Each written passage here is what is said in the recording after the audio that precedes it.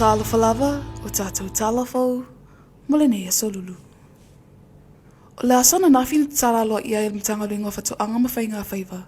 Le tufatu whaina o mea whainga luenga, mo le whausi aina o Papua ase i tulo, mo i tūmalo uma i upolu. Sau no le whiongal minister, yani o awa eti le atiangi e malolo fune whi ai.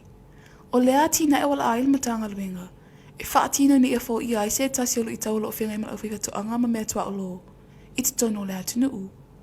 Na ia mamoli ai le nganga whawhitai ai lato umana awai lea wha moe moe.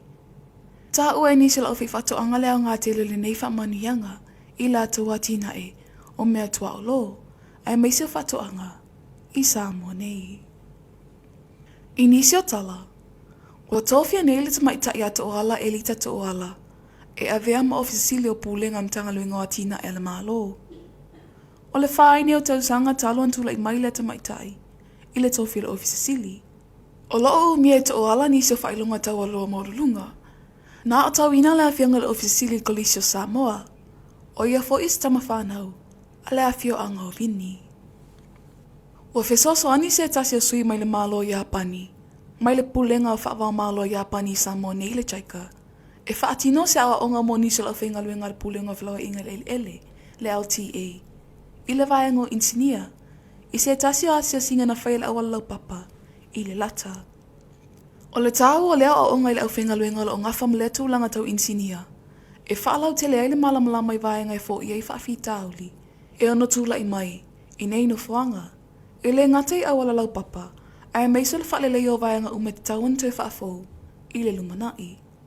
O le ngaluenga lava lea le chaikolo o whaanga soli tono lea tinuu, o le awina mai leo sui, e eilo la tuto mai ngaluenga i se ese le malo, e whaatino le fisosoani, i iaoa o ngā talawhea ngai, ina ia si tia i bele malamlama anga tangata whai ngaluenga, i o la tau mata whai o i tau ave, i mata ngaluenga te itasi.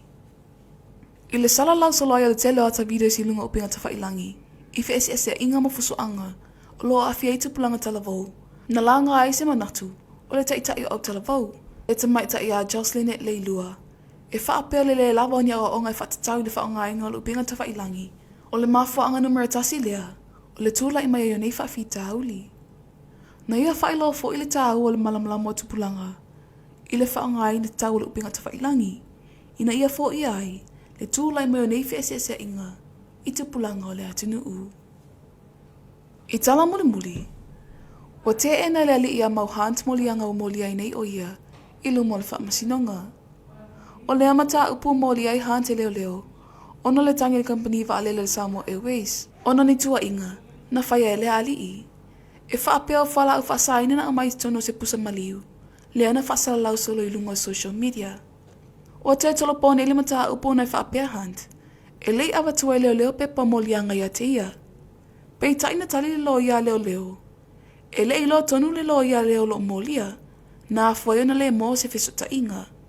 O la se fulu iwa le asolua se fulu o November, e ilo ilo ai lea mata upu, ai meiseo mau molu mau e to fitu. Ale tu o leo leo. O tātou tala fau nā malene Aso Lulu, tō wha soifua.